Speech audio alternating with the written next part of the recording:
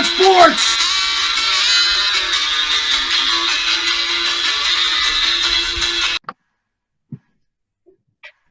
All right, we're here for this week's episode of Bitterman on Sports. We were a little embarrassed over these past few weeks only to have 3 squares off the screen here, so we decided to invite a couple guests so we could have a complete square here. It's like the Brady Bunch, isn't it? Exactly. Go ahead, Gary. Look down and up if you could. There you go. Very exciting we're able to do that. Of course, we're here with Gary Happy Felsch, Ken. Center fielder. Yep. All right. Fletch, who do you want to be? Well, I want to be Eddie Collins, but I think I'm a little better looking than Eddie Collins is. At least I hope I'm better looking than Eddie Collins. That's always been your problem through life. You've always thought you were better. All right, I can see this is going to be a really fun interview. We're a little disturbed, Frank. So you'll. It's okay. We were enjoying the Ernest Borgnine video. We don't get many opportunities to see an Ernest Borgnine video. We were enjoying that from the website earlier. Of course, we have co-producers, Renee James and Frank Bilotta, who is claimed to be 100% Irish in that assumption. Yeah, what did you think about that Ernest Borgnine? He was an amazing. Oh, that's pretty cool. That's pretty cool. I've loved him in everything he's done. Yeah. Just pumped up. Renee actually got to spend some time with Ernie, and she actually shot that. Yeah, what a great fantastic. That must have been incredible. Renee and Frank are co-producing a movie about Shoeless Joe Jackson, one of the great characters in baseball history. Why don't you tell us what the inspiration was for the movie and what it means to you guys to be involved in such a project? Well, where to start? I've been working on this for a decade now. I had the idea about 10 years ago, and it just kind of consumed me, and I've been working on it ever since. I've got some great people, on my team along the way, some really good names in the industry, and it just means everything. Joe was a really misunderstood guy. I'm not saying he was like, Mr. Innocent and everything, but, I do think he got a raw deal in the whole scandal, and, just kind of looking to get the facts out there and let people make up their own minds. There have been other movies in the past that have not been 100% accurate with the story. Haven't been near 100% accurate. So we just want to get all the facts out, and we want to tell a little bit more about his life, his personal life too, his upbringing, working as a child at 6 years old in a cotton mill and not being able to attend school and all the things that kind of led up to where he was in life. It's a great story. Overall, it really is a great story that really needs to be told. And Renee, you told me that the pathway that Joe Jackson started with Boris Koloff, and trying to connect those dots. So if you could maybe explain that to us. No, I told you that was a long, boring story, but okay, you asked for it. I'll try to keep it short. Well, I used to be an actor's manager, and we had a show that we were doing out in LA, and we got a call at the last minute to do a show in Palm Springs. So we said yes, so we booked it to Palm Springs, and we didn't know who was going to be at the show that day. And so we set up a table, and we went up and had a quick breakfast before we came down. My actor that I was managing and another actor Manny Padilla, used to be Boy on Tarzan. Yeah. He was with me, and we were talking about, because it was a classic film festival convention. And Gary used to be Cheetah, by the way. See, Renee, should have managed me. I had a better career. I took over, and this is what happened. I don't know. Cheetah, they said, used to bite people. Yeah. Philadelphia, a lot of actually. So, anyhow, more importantly, continue on. Anyway, so we were at this breakfast, and we were talking about all of our childhood crushes. And I mistakenly was very honest, and I said my childhood crush was Boris Karloff. Yes, I have issues. How strange is that, guys? Very cool. It's different. It's another show. Right. That's an old show. We're going to hone in on that more. But anyway, so, you know, my actors got a big kick out of it. And so we went down to our show, did our show. And when you do these autograph signings, you're stuck behind a table all day. So I had, it was a kind of an odd setup. We had every table of celebrity was curtained off, so you didn't know who was on your right or your left. And I kept talking to this little man on the other side of my curtain. You know, I kept peeking through and chatting with him all day.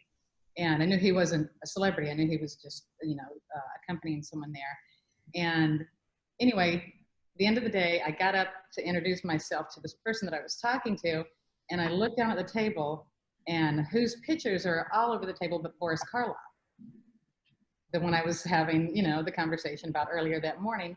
And I looked up to say, you know, oh my gosh, you're not going to believe what we were just talking about, you know, a few hours ago. And I was met by his eyes in the form of his daughter, Sarah. So I became quick friends with Sarah Karloff, especially after I told her that I had a crush on her dad. And anyway, she had some visiting guests from Texas. And the gentleman from Texas was talking to me about being from South Carolina. I was born I grew up in South Carolina. And the lady that he was with was also from South Carolina. And Shoeless Joe Jackson was from, we were all in, you know, like a 20-minute little triangle from one another. And I had heard the name of Shoeless Joe before, but I didn't know anything about him. And this gentleman that was visiting Sarah Karloff had said, oh, Joe Jackson, you know, it's a great story. And that's as far as it went. But for some reason, it stuck with me. And as soon as I left the convention, I went and I started researching him, and I just became enamored. I couldn't read enough, and I kept researching and researching. And then I said, you know, I've got to make this movie. And another odd coincidence, I had, my actor had, you know, he had a little tantrum about somebody from our hometown getting more attention than he did. So I called the mayor of Greenville, South Carolina, and I said, this is my actor. Would you guys consider, you know, giving him a day or whatever? And they agreed.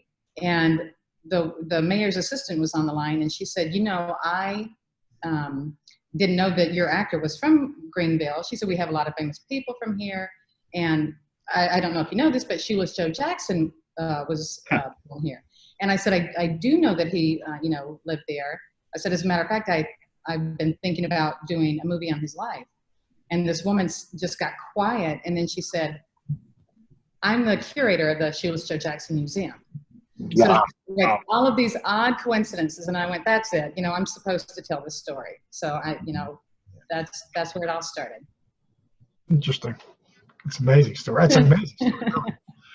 And Frank, you're interested in him? Just curious? Well, actually, I've been involved now for a little over 2 years, yeah. Renee. Mm-hmm. And my interest started, I mean, Renee is the one. I mean, it's infectious. It really is. Right. Renee actually approached me, you know, about it. And it's just such a fascinating story. When you go through everything, it is so interesting. And you just say to yourself, why hasn't this been told? Why hasn't this man's story? It is so interesting. You know, you go to the movies now and you don't see movies like this anymore. You don't see these classic, it's such a great story. And we know it's going to be just a great, great movie. So, you know, I got on board with it right away. So, and we've been doing nothing but working on this. So we live and breathe and eat, Joe. Yeah, I mean, it's been 2 years for me. It's been over 10 years for Renee. Wow. It's amazing. That's fantastic dedication. Yeah. You don't realize him on a road how good he was. What's that? You said there were some misrepresentations of Joe in the movies. Probably the most famous representation of him would have been in 8 Men Out. Why don't you tell us a little about how he might have been misrepresented in that movie? Well, you know, his culpability is the main thing. You know, I think that you have to remember, I'm not, you know, dissing anybody's projects in the past because they did what they could at the time. You know, the writer of the book that the movie was based on, he didn't have the luxury of the internet. He didn't have, you know, a lot of the documents that have surfaced since then. Yeah, a lot of things were not out then. Yeah. A lot of things have surfaced since that movie came out. Right, So, and you know, his deposition or his testimony had disappeared for many years, and that has resurfaced. You know, there's so many inconsistencies in the movies. You know, the "Say It Ain't So, Joe" never happened. Right. That was a fabricated Right. story by a reporter. You know, Ray Liotta was batting in the wrong direction. Wrong side, yeah. Right. you know, Joe was elected, but Ray batted righty. Yeah. Yeah. What was different in the deposition that they had found recently than maybe what we would have heard or seen before? Well, you know, I think to me it's just the human side of him and just the way he was treated, because the verbiage in there between, you know, the judge and Joe and the lawyers, you know, they really kind of belittled him, in my opinion. And, you know, they kept, like, the judge kept baiting him, and the attorney, you know, they kept saying, you know, were you scared? Well, you know, so you were scared, you know, talking about his fellow teammates possibly threatening him, and the you know, guys in the mob threatening him. And, you know, Replogle, he had been promised, according to Joe and you know, the documents, he had been promised, you know, you come, you tell everything you know about the scandal. We're not interested in you. We're not interested in any of the players. We just want to get the mobsters. You know, we want to go after the gamblers. And so, you know, Joe reluctantly, because he didn't have his own attorney, he was using, you know, Austrian, he was using Comiskey's attorneys, house attorneys. And so he wasn't really truly well represented for himself. Which was a serious conflict. Right, Conflict. weird Today. conflict Yeah. of interest. Yeah. And you know, he was told, you know, you tell us what you know to the, you know, the grand jury, and you can go anywhere you want. And then this kept going on, and they didn't, you know, let Joe go. And he said, you know, well, what about, you know, when is this all going to be over with? When can I leave? And Replogle looked at me and said, you're not a very smart man, are you? In other words, indicating, you know, this wasn't really ever going to happen, you know. Right. You're not out of it. And, you know, I think that so many people, even I've come across people in interviews and you know, just touring around and researching, some people don't even know that they were found not guilty. Right. You know, Right. which is to me crazy. You know, there are just things like that need to be brought out. And I think it's one of those knee-jerk reactions when you say Joe Jackson, then everybody kind of gets up in arms. There are a lot of people out there who are, you know, not exactly pro Joe because of what they've seen in other movies and what, you know, little tidbits they've heard here and there. They don't know the full extent of how he was involved, you know, how he really got pulled into it. And you know, they, for whatever reason, choose to just ignore the stats of the game, of the 1919 game, which is, you know, it shows that he played to win. Right. I mean, he had more hits in that World Series. That was a record that lasted almost into the 1960s. For Right. that. Right. Right. He hit 375 in that series. Yeah. I think 12 hits. Yeah. Wasn't until Yeah, He hit the only home run. Yeah. I mean, he played to win. There's no question about that. So, guys, you know, I imagine a lot of what you're doing now is fundraising, which isn't a lot of fun. And there's no fun in fundraising. But you know, I'm going to let you do a different pitch this time instead of asking for the money part of it. Give us your pitch of why Joe Jackson should be in the Hall of Fame. Well, you know what? It's funny because our historian for the movie, Mike Nola, He's been doing this for over 2 decades. He's been researching Joe for over 2 decades, close to 3, I think. And his take is he doesn't care if Joe's in the Hall of Fame because he is more famous outside of the Hall of Fame than he is in, because it's such a controversy and because it was such a, a wrong, in my opinion. I think that does keep the public interest. But for me, yeah, I would like to see him in the Hall of Fame because he deserves to be there. The mission statement for the Hall of Fame isn't, all of those squeaky clean, can be represented here. Right. I feel that if he were alive today, even though this isn't something that he pushed for, because his take on it was, Joe's take on it was, I've done nothing wrong. I don't have anything to apologize for. I don't have anything to prove. And I don't need to ask anybody to accept me. Only God can judge me, basically. Yeah, but I do think that, in the interviews that I've read in the old newspapers, even in his 50s, he was interviewed and he was still waiting for that call. He really, in his mind, he thought that he was still gonna. Yeah, he thought he could still play. Yeah, he's overweight and but I know that was there in his heart, and I think that it's almost it is a mission of mine or an obsession or both to kind of I think that would be the final vindication, and it would set the record straight and would put everything right in the universe. And you have to realize too, he did not die a bitter man. He had a good life. He did a lot of great things with his life. He did a lot with kids, with teaching, with he was truly a good man. He really was. And Renee and I both feel that should he be? We think so. We truly do. And with everything else that's come to light over the past 10 years, we feel he should be in. And I think things are changing slowly but surely, with the with Major League Baseball. I think I'm sure you guys know this, they just announced that the White Sox will be playing at the Field of Dreams next year. Yep. Next year.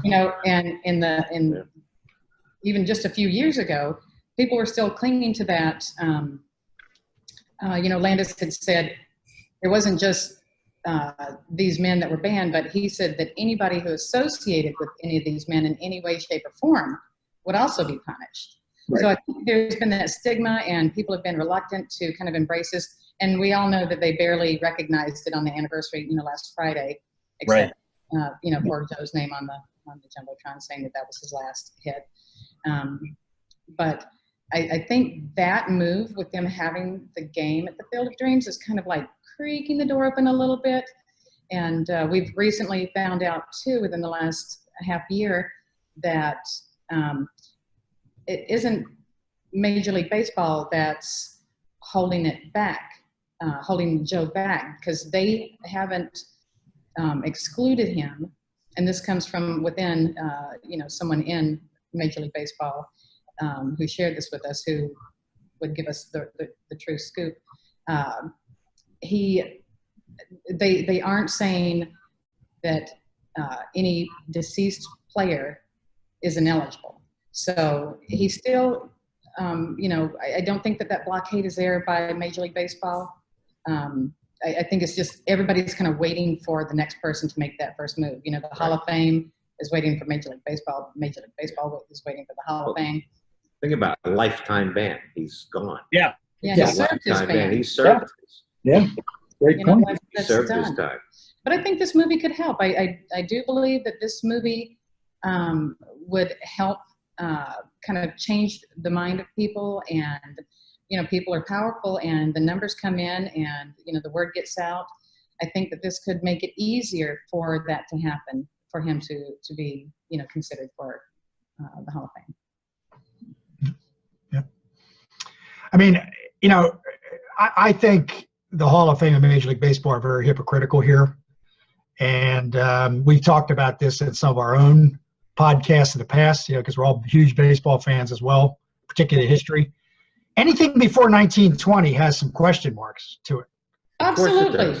So, I mean, to brand Jackson and some of the Black Sox, or White Sox, we'll call them for this purpose, versus some other things that there's a lot of smell around some things before 1920, is to me, and also with Cobb and Speaker later in the 20s, who Landis turned a blind eye to. That's right. He sure did. The bottom line is I think it's a little hypocritical, and you can re-examine history when new documents come along. So, right. Yes. Well, Comiskey, he had the Woodland Bards, right? He had the big hunting club, thousands of acres up in northern Wisconsin, and he would invite these guys, and it was like, insider trading. People like Ty Cobb would come there, the press would come there, gamblers would come there. Absolutely.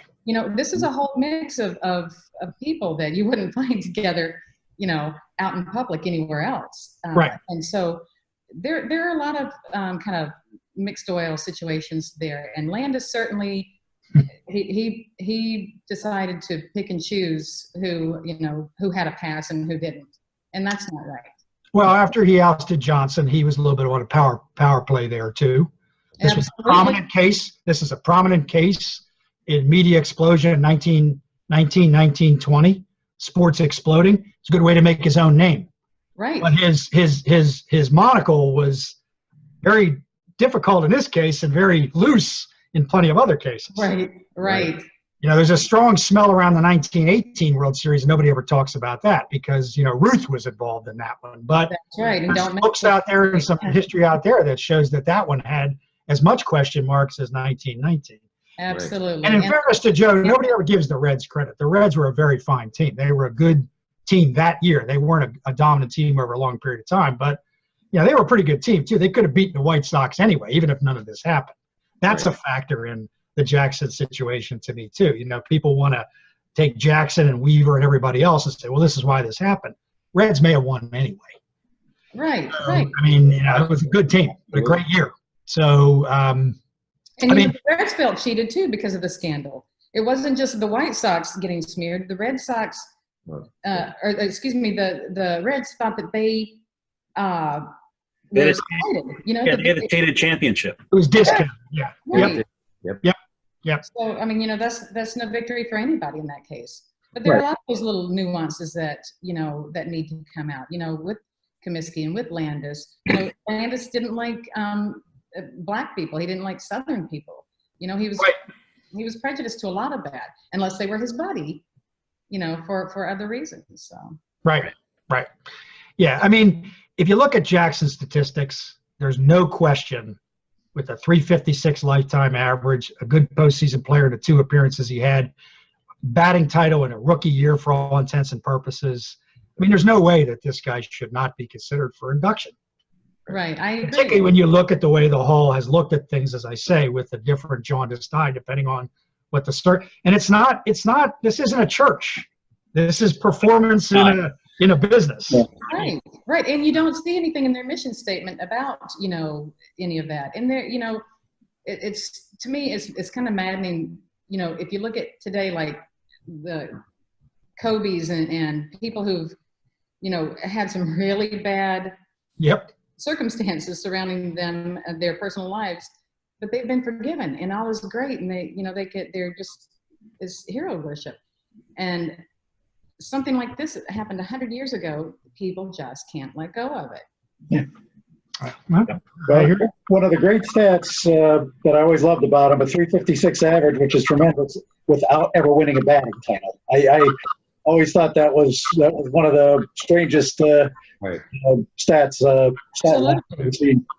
But now one of my guilty pleasures was I used to enjoy a sitcom called Hearts of Fire, with Billy Bob Thornton. Tell us a little about how he got involved in this project. Okay. Well, That's you know another what? long story. Which, we have time? All of my stories are long. No. Get some beer. Come on over. We'll sit down. By the way, The short version again. Sounds You know. I do have beer, and I do have my Shoeless Joe There you go. All right. here. I have my sweater. Yeah. I have my sweater here. Be assured. All right. Well, we'll have to hook you guys up with some swag too. Yeah. So Billy Bob, I knew that he was a big baseball fan. He actually went to spring training for the Cardinals. Oh, wow. I didn't know that. He hurt his arm, so he was out. So he decided to do this fallback acting thing. So I knew he was a big ball fan, and I found out I was living in Minneapolis at the time, and he's also a musician. He has a band called Right. Masters, and I found out that they were performing in town. So I went, and I didn't have a ticket. I talked my way into the building, and then I talked my way back to. You can pretty much talk our way through anything. So you're a stalker, is what you're telling us, in a very polite way. So I found his manager or his personal assistant, and I told her who I was, what I was doing, and that I just wanted to get this word to Billy Bob. And I wasn't even trying to see him. I was just trying to let him know about the project. You were trying to see. And Distance pays off. So she said, hold on, let me go talk to him. She came back and she said, okay, after the show, she said, hang out for the concert, come on the bus after the show. So I pitched it to him right on his tour bus, and he said, I love it. Sounds really good. Come out to California next weekend, and we're going to talk about it. Went out there, we talked about it a little bit more in detail, and he said, I'm in. I want to do this. We haven't paid him yet, so he's not fully official, but we've been good friends since then, and he loves it. He loves the story, and he really wants it told too. I'm sure you saw the video of Billy Bob kind of Joe's case, and he did a very, very great job. He's really well versed in it, and he's really studied and done his diligence on this too. So yeah, he's got some good ideas for it. So what stage you guys at with this movie at this point, and how can people help? Well, money. We need money. We are in the process of getting our SEC filing, which is, making a movie isn't as easy as everybody thinks. You have to go through all the legal steps, and Yes. Right. This SEC filing is $24,000 alone. And then we after that, then we can take on our investors. We can take on the big money people. So we're just kind of waiting for this process to be through, and then we can take on large investors, and then it's underway. We've already got, our writer is Angelo Pizzo, who wrote Rudy, Right. and Mile American, and we're so excited about that. He's great. He's a great guy. Yeah, he's really passionate. Yeah. About this project. Yeah, we've spent a bunch of time with Angelo. He's just really, he's a good guy. He's got a good grasp on this and about the story and what he wants to do. So. Yeah, and he said he didn't want to do any more sports movies, because he didn't want to be pigeonholed. And he said, absolutely no. And I had actually, Billy Bob had said, do me a favor, call David Anspaugh. David Anspaugh would be a good director for this. So I called David Anspaugh, and David had kind of given up on Hollywood. He didn't want to do anymore. And so I talked to him for hours and hours and hours on the phone. I remember that, yeah. And then he finally broke down, and he said, okay, I can feel your passion. If you can get Angelo Pizzo on board as a writer, but I want to warn you, he said he's not going to do any more sports movies. If you can get him on board, then I'll be on board. So I got on the phone to Angelo, and I talked to him for hours and hours and hours, and I broke him down, and then he agreed, he agreed to do it, and he really loves the story. Oh, fantastic. Yeah. Well, how do you provide money? Is there a website? If there isn't, I didn't see that. I apologize. But how do you? Well, we on the website itself, which is Shoeless Joe Productions. Right. And then there's Renee's phone number right there. And, okay. If somebody's interested in donating, they can give us a call, and we can go through it with them. Right now, everything helps. But if somebody does really want to become an integral part of it, they can become a big investor. they can become. We can hang do out on something. the set. you know, need some people, we'll hook anybody up. Yeah. But we also have a Facebook page too, as you're well aware. It's Shoeless Joe Productions on Facebook. Okay. Yeah. Well, I don't know whether I'd want to be a gaffer or a best boy. I would have to really think that through. We'll hook you up, whatever you want to do. Well, he was voted in high school as most likely to become a gaffer, so but your dream isn't dead yet. That's right. Never too late. Never too late. That's right. So do we have a promise that when this movie starts, Fletch can get some gaffing work? Absolutely. Absolutely. I just want to play Charles Comiskey. That's my goal. You know? Yeah. Get you one of those hats, those big Put round. our thinking hats on to who could play Comiskey. I don't know. Yeah. Oh, man. Well, it's interesting when you think about casting all of this too. I mean, who would you cast as Comiskey? I don't know. You know, That's a good question, because Yeah. we've pretty much we've thought about different actors for different roles Yeah. already, and I know Billy Bob's made some suggestions as well. But Yeah, we've got as a far good as group. Comiskey though, I I haven't really. so you Landis guys is aren't one that out of the running. That's right. We're old enough now to play Yeah. him, I guess. Right. At that stage. Well, you know, I want to wait and look angrier. one of the things we talked about, Renee, is just the whole mix of, do you cast actors who can play baseball, or do you cast baseball players who can act? We definitely. Great question. Yes. Great question, because yes, we want somebody who can play ball. You know, who's, I don't know if You've we got to can be in the talk- moment. You got to believe. But you got to believe it's a ball player. You know, Yes. when you watch some Yeah. of Yeah, some scenes, of the older baseball movies, and you can just see this guy isn't a ball player. Yeah. But it's just very, very important to us Yeah. that whoever plays Joe, and we do have an idea, is just an excellent ball player. Yeah, and a true Yeah. Southern accent. Yep. We No. can't play who. Of course, Kevin Costner can play an older Dickie Kerr, I'm sure.